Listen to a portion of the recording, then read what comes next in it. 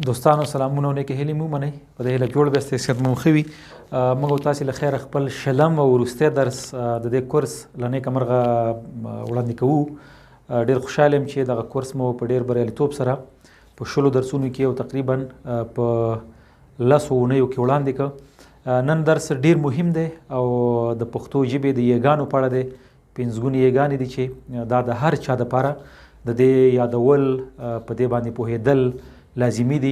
کله کله ځینې ملګري وایي چې یېګانې یوازې د ادیبانو کار دی یا یوازې هغه څوک چې ادبیات ویلي وي. نه، دا ډېر غلط او ناسم ذهنیت دی.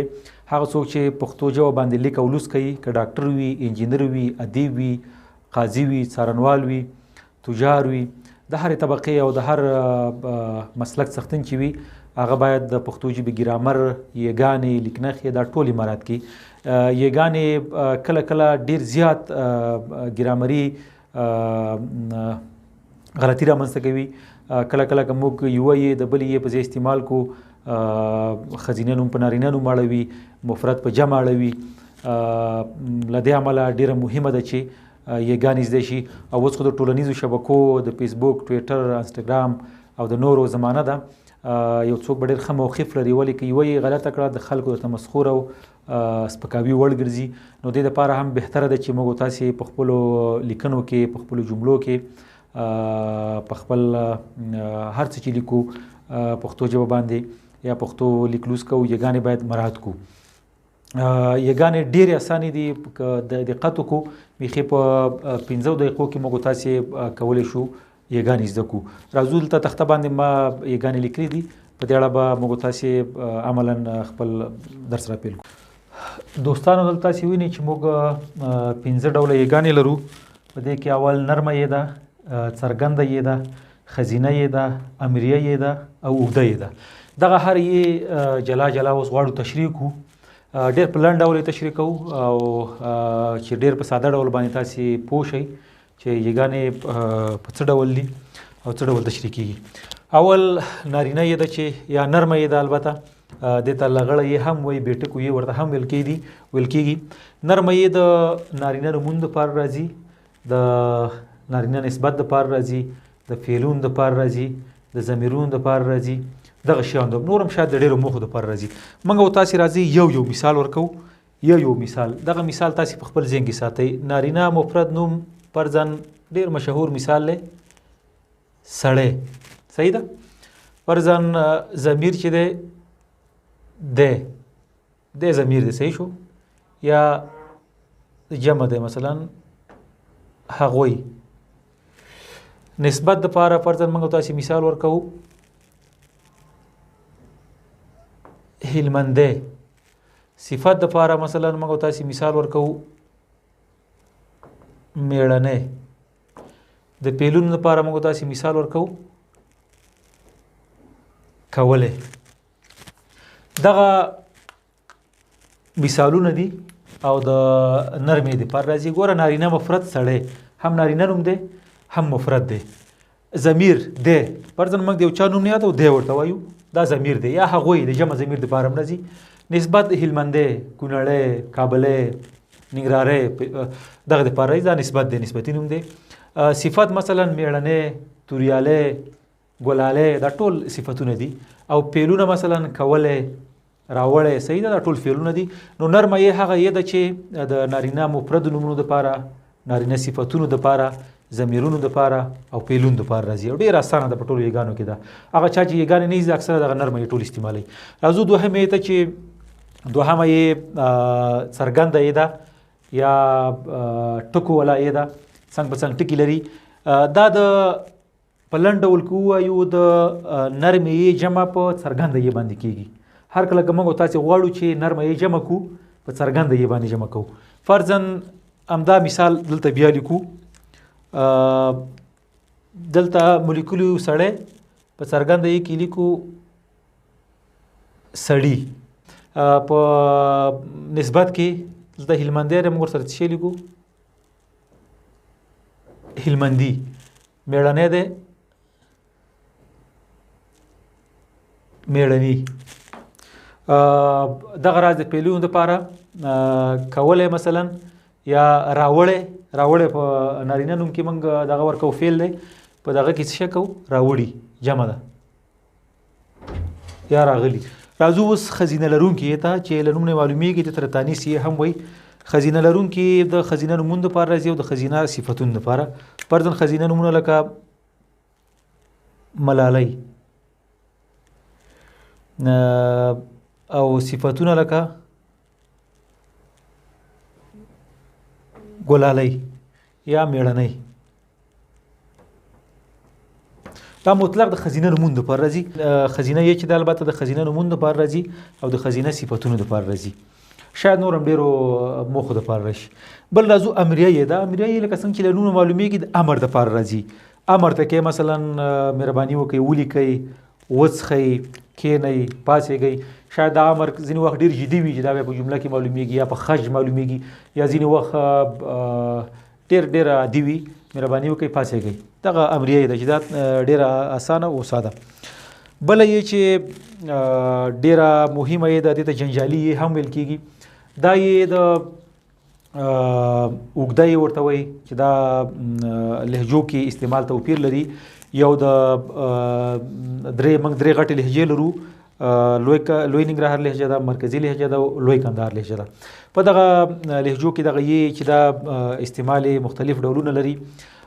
د لوی ننګرهار لهجه او مرکزي لهجه دغه په یو ډول استعمالوي او د لوی کندهار لیکوالان بیا په بل ډول استعمالوي. د لوی ننګرهار او مرکزي لهجې لیکوالان چې دي هغوی اوږده یې داسې استعمالوي چې د خزینه نوم جمع مطلق په اوږده یې باندې دوی کوي. هر خزینه نوم چې دی په اوږده یې باندې جمع کېږي. فرضاً ښځه ښځې په اوږده یې باندې جمع کېږي، لښته لښتې. صحیح ده؟ دا ټول په اوږده یې باندې جمع کېږي او دا ډېر اسان دی. د لوی ننګرهار او مرکزي لهجې اوږدې استعمال ډېر اسان په دې دی چې مطلق چې خزینه نوم و اوږده یې باندې جمع کېږي. ولې د لوی کندهار لیکوالان وایي چې نه، ټول خزینه نومونه په اوږده یې باندې نه جمع کېږي. دوی وایي هغه خزینه نوم چې فشار یې په وروستۍ څپه باندې راغلی وي او اخیره کې دغه ت د تانیث ولري، فشار یې په وروستۍ څپه باندې راغلی. فرضاً خزینه نوم دی لکه مڼه. مڼه کې فشار یا خج په دغه وروستۍ څپه باندې راغلی دی، دغه دوی په اوږده یې باندې جمع کوي.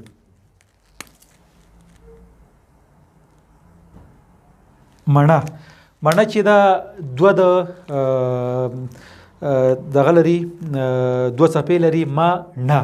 دلته دغه فشار چې دی یو ما نه په دغه نه باندې فشار راغلی دی یا خج وارد شوی دی.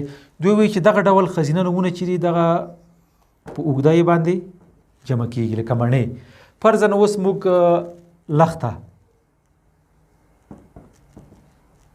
لښته چې دا د لوی ننګرهار لیکوالان په اوږده یې باندې جمع کوي ځکه دوی وایي چې دا خزینه نوم دی. خو ولې د لوی کندهار لهجه چې دی یا د لوی کندهار لیکوالان چې دي هغوی دا نوم په څرګنده یې باندې جمع کوي. دوی وایي چې لښته. فرضاً دلته فشار په لومړۍ څپه دی، لښته، دلته لخ باندې فشار دی یا خج دی، نو دوی دا په څرګنده یې باندې جمع کوي.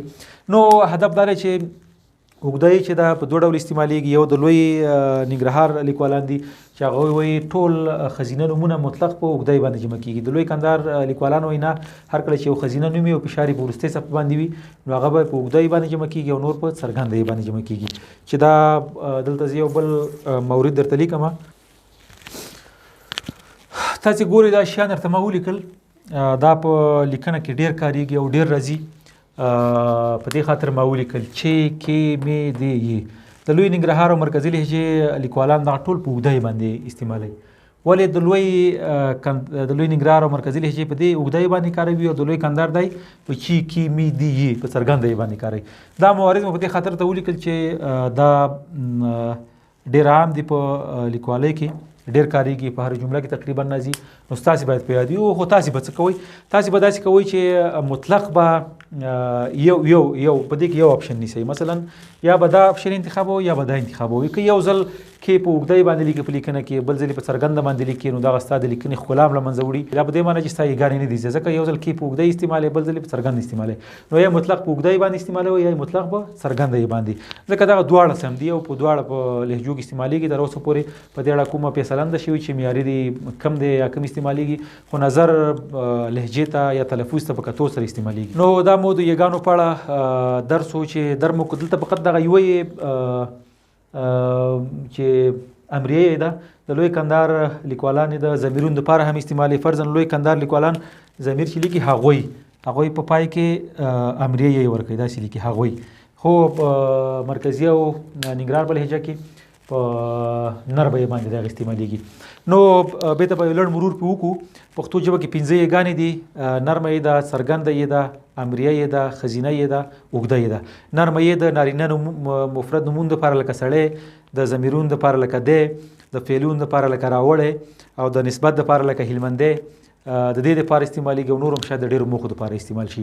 څرګنده یې چې څرګنده یې د نرمې جمع په څرګنده یې باندې کېږي، لکه سړي، نارینه جمع مو نارینه نومونو دپاره لکه سړي، د نسبت جمع نسبت دپاره لکه هلمندي، د جمع فعل دپاره لکه راوړي، او نور هم شاید د ډېرو موخو دپاره کار شي.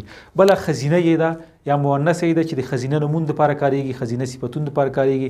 خزینه نومونه لکه ګلالۍ، ملالۍ، تورپیکی او نور او خزینه صفتونه لکه میړنۍ شوه، ګلالۍ شوه، ډولۍ شوه، سپوږمۍ شوه، نور شو.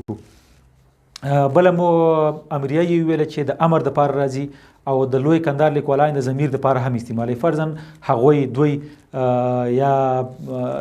دوی یا دی، دغه لوی کندهار لیکوالان دغلته امریه یې ورکوي. ولې د لوی ننګرهار او مرکزي لهجې لیکوالان چې دا په نرمه یې باندې لیکي. بله اوږده یې وه چې دې ته جنجالي هم ویل کېږي. جنجالي په دې معنی چې لهجو کې توپیر لري استعمال. د لوی ننګرهار او مرکزي لهجې لیکوالان وایي چې هر خزینه نوم مطلق په اوږده یې باندې جمع کېږي. خزه، خزې، مڼه، مڼې، لخته، لختې، هر یو خزینه نوم چې په اوږده یې باندې جمع کېږي. د لوی کندهار لیکوالان وایي نه، هر خزینه نوم چې دی دا په اوږده یې باندې نه جمع کېږي.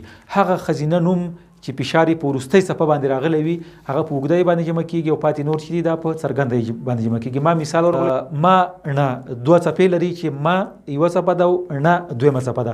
لکه تاسې تلفظ کوئ ما نه، دغه فشار په نه باندې دی، په دویمه څپه باندې دی، نو دلته دغه نوم دوی په اوږده یې باندې جمع کوي. تاسو نور مثالونه دغه ته پیدا کوئ، او پاتې نور ټول نومونه چې دوی په څرګنده یې باندې جمع کوي. ښه، د يېګانو د زده کړې لپاره اوس څه وکړو؟ د يېګانو د زده کړو لپاره مهمه دا ده چې تاسې دغه کتابونه وګورئ، معیاري کتابونه چې لیکل شوي دي، د ټلویزیونو دغه لاندې خبرونه چې تېرېږي دغې ته وګورئ چې په دغه کې يېګانې ډېر مراعات شوي دي. اخبارونه وګورئ، مجلې وګورئ، تلفظ وکړئ چې ته تلفظ څنګه ډول کې کومه هیڅ رقم تلفظ یې دغه ډول په ښارونو بازارونو کې لوحو ته وګورئ چې لوحې څه ډول دي، په انتقادي نظر ورته وګورئ، بیا جملې ولیکئ، بیا تکرار کوئ. په دې سره تاسې کولی شئ چې ډېر په ښه توګه باندې يېګانې زده کړئ. دغه راز رسنۍ دي، رسنۍ تعقیب کوئ، معیاري رسنۍ چې BBC ده، ازادي ده، امریکا غږ ده، پجواک ده، نور دي، تاسو دا تعقیب کوئ. دوی تقریبا ټول يېګانې مراعاتوي. په دې سره تاسې کولی شئ چې يېګانې زده کړئ. بل یو فورمول هم شته چې د هر یې دپاره یو مثال چې ستاسې په ذهن کې ډېر راځي یا ډېر تاسې ته یادېږي یا ستاسو دپاره ډېر ښه نوم وي یا ښه مثال وي، هغه په خپل فکر کې ثبت کړئ. هر کلمه چې تاسې ته مخته راتله چې څه رقم یې کار کړم، دغه 5 مثالونه د 5 يېګانو به ستاسې په فکر کې ثبت دي. هغه یو مثال سره تشبیه کوئ، یو سره حتما جوړښت لري او هغه ډول استعمالوئ. فرضاً د نرمې دپاره تاسې منګی ثبت کړئ یا زړګی، دا په خپل فکر کې ثبت کړئ. هر کله چې نرمه یې تاسې ته دغه برابر یا هغه ته ورته یو مثال راته زړګی دغه سره تشبیه کوئ، که برابر نو هغه په نرمه یې باندې لیکل کېږي. د څرګند یې دپاره مثلا زړګي، منګي، سړي، نور مثالونه دغه کوي. دغه راز نور يېګانو دپاره هم خپل په فکر باندې مثالونه وټاکئ. په دې سره تاسې کولی شئ چې يېګانې زده کړئ. د يېګانو په اړه تاسې جملې ولیکئ، ډېرې جملې ولیکئ، ډېر لغاتونه ولیکئ. په دې سره به ان شاء الله تاسو په ډېر اسانۍ سره وکولای شئ چې زده کړئ. نو ډېره مننه. دا مو شلم وروستی لوست د لیکوالۍ فن زده کړې. ډېر خوشحال یم چې په دې وتوانېدلو له زده کوونکو سره بدرګه په پوره بدرګه او په پوره هڅونه باندې د 2.5 میاشتو یا د 10 اونیو په جریان کې موږ 10 د لیکوالۍ درسونه وړاندې کوو. دغه درسونو کې زده کوونکو تقریبا ټول چې راجمع کوو سلګونه مقالې ولیکلې او هر زده کوونکي چې موږ 10 ټاپ زده کوونکي لرو چې دوی دغه درس سره تعقیب کړی دی مسلسل 10 درسونه. هر زده کوونکي د کورس په اخیره کې 10 مقالې موږ ورکړي دي چې 8 لیکلي دي او 2 به د درس نه وروسته ولیکي چې دا هم تقریبا 200 مقالې یوازې همدا کېږي چې مختلف موضوعات دي. نو کورس ډېر بریالی او زده کوونکو د لیکوالۍ په اصولو پوه شو، لیکنه باندې پوه شو، اوس عملا دوی لیکنه کولی شي، په ساحه کې ګرځېدلی شي. دا زموږ د کورس لویه لاسته راوړنه وه. په دې هیله چې نور کورسونه هم په آینده کې موږ تاسې له دې لارې تعقیب کړو او تاسې له ځان سره ولرو. ښه وخت.